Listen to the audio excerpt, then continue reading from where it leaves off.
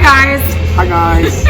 I'm actually having the pleasure to be at one of my favorite restaurants.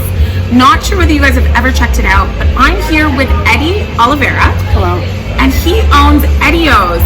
Your name's longer than that though. It's EddieO's Pourhouse and Kitchen. Pourhouse and Kitchen. Amazing.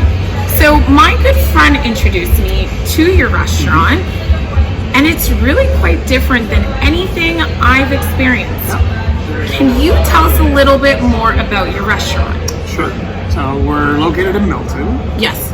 We are going on our 7th year. It is a restaurant that strives big on fresh food, put a premium on service, and create an atmosphere that's very electric. That's and amazing. And upbeat. Yeah. It is. I would say one of the most unique, other than like if you haven't actually seen the place itself, it's a beautiful place to dine. It is.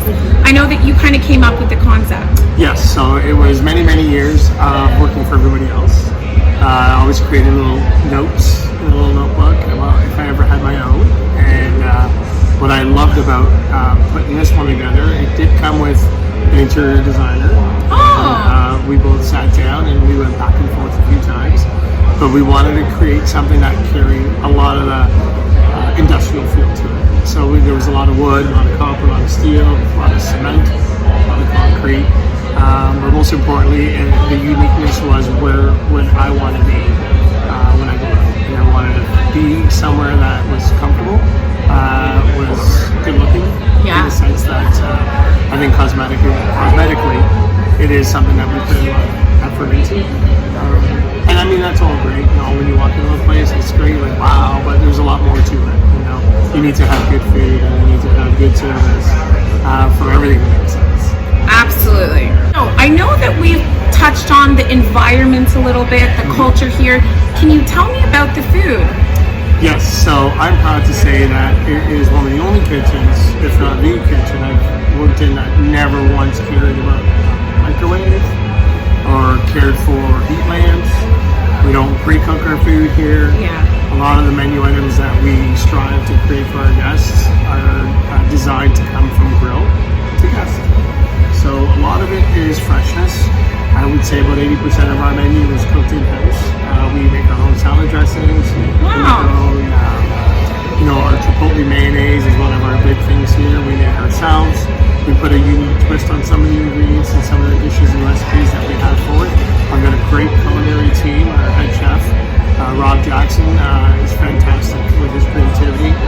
And I think that's one of the most successful things that we can actually be proud of is it's not just about one person.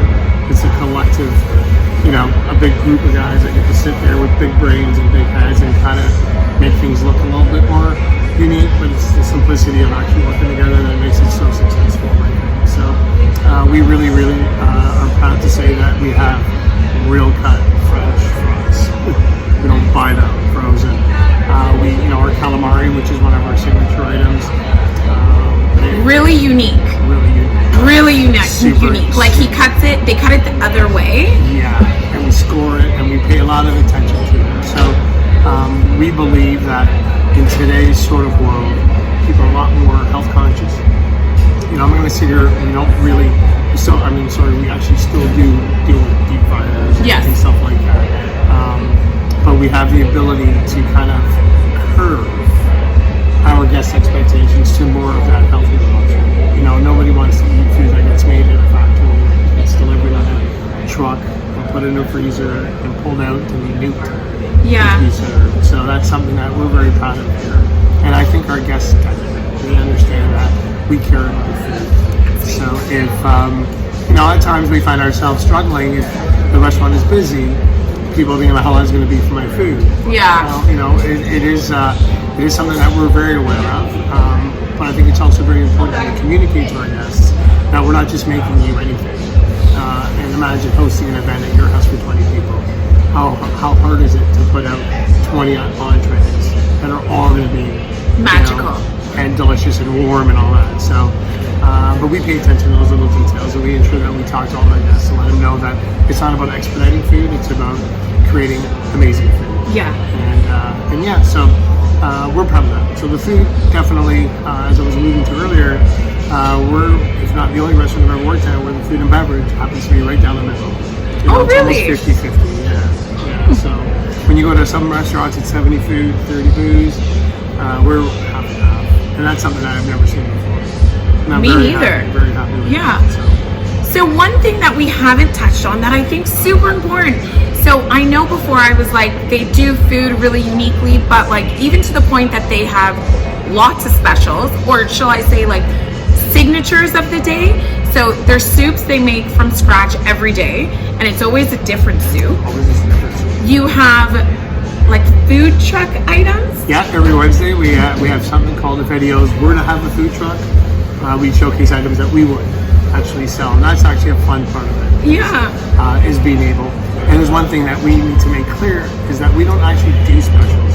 Okay. Sorry about that. Features. That's it. Yes, because we like to use that word because we are putting a lot of thought into creating something that a guest can sense is not just something we're trying to blow out. You're right. This I've seen. So yeah, it is a feature, and you guys come up with weekly features, daily features, and even like every Friday is a catch of the day. Very good. Yeah, every Friday we come up with a fresh catch. Saturdays we call it the butcher's chop. So anything that we come up, there'll be more of the meat, carnivore. Yeah. Sundays we always do the traditional Portuguese chicken, which you can only get on Sundays. Sometimes we have guests calling us up and asking if we can put together a party of 40 entrees of Portuguese chicken, which with good time we probably can do it. But we concentrate again on every day of the week doing something different. We know how hard it is to get people out for dinner on Mondays. We know how easy it is when people come up for the weekends. So we try to navigate that way. Okay, so I didn't realize, correct me if I'm wrong, every day is a different feature? Yeah, so Mondays. Tell me. Yeah, Mondays we do what we call Mexican Mondays, where you can create your own taco. I mean, it's just like $5, and you can do shrimp, you can do chicken, you can do pulled pork, you can do beef, you can do fish. And those are all Mondays. Tuesdays we take our appetizers, or we call it Tapas Tuesdays, where we take the majority of our appetizers and we condense them to smaller portions, so guests can actually have more of a variety. Yeah. Instead of just filling up on the nachos, you can get little bits of calamari and coconut shrimp and sliders and kind of put it all together. Wednesdays is our EddieO's had a food truck Wednesdays. It's our day. Thursdays we just launched Korean kebabs. Oh. So it's just started about 2 weeks ago, and people are kind of liking it. It is a twist. You can order them individually or platters of them. It's all up to you. And then Friday, Saturday, and Sundays, as you mentioned, would be the catch, butcher's chop, and then the Portuguese chicken. Amazing. On Sundays. So one thing, when I reached out to Eddie, I was kind of like, hey Eddie, this is what I do. I do local interviews. Not that this is the point of the email, but where's my garlic bread? Because they had the best garlic bread on the menu, and I loved it, and it disappeared. So I came to him today and I'm like, what's up with the garlic bread? And he was like, you can still get it. So can you tell me a little bit more about that? I know that your menu is intimate, but you did kind of share something with me. What was that? Okay, so because we have such a small menu, there are items that we really want to concentrate on by maintaining good items such as the cheese bread, which we call the E-Boys cheese bread. It takes away from us adding another item. Yeah. Simply because of the space on the menu. We realize that guests probably read all day. They don't want to spend days or hours looking through a menu. So we have the ability to still create some of the creations we've had in the past. We don't necessarily put it on paper, but it's always good to ask because we always want to say yes. Okay. I have also understood though that there's some things that are seasonal, so don't ask for those. Seasonal's tougher. Yeah. AKA the watermelon mojito, you ain't getting it right now. So but we know you're gonna come back for it. Exactly. Come in the summer. It's all marketing. Perfect.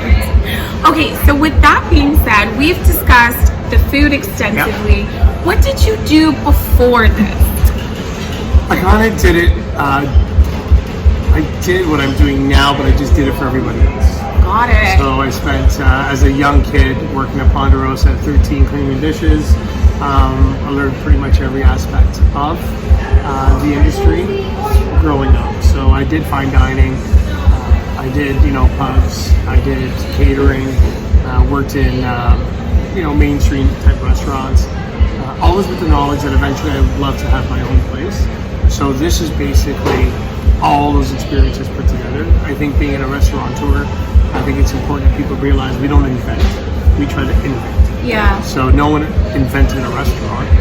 We just invented a place where you can come and eat. And our choice of delivering that expectation or that experience is based on the years of me studying this market. Yeah. People love to go out, so we know guests want to go out. We know they want to eat. We know that they definitely want to drink. But why here? And that's what we focus on. Go ahead. We just focus on, we know you're coming out. What is it that we're going to be able to accommodate for you? So value's there, freshness is there. The importance of creating that good quality in service creates that atmosphere where people really love to be part of. So that's literally my next question. Why did you guys decide, one, the location, two, why did you open up this business? Honestly, I really, really, really wanted to be a rock and roll star, but I sucked. Is that what you wanted to be when you were a kid? When I was a kid, yeah. Amazing. Yeah. Okay. I wanted to be a rock and roll star, yeah. And then I wanted to be a professional hockey player. And unfortunately, so we didn't come with skates as kids, we came with soccer cleats. I'm Jamaican. We didn't either. So that wasn't happening. But I always enjoyed the customer service. Mm-hmm. I always enjoyed going away with my family on holidays and having people, whether you go to a resort, looking after you and making sure that your experiences are always great.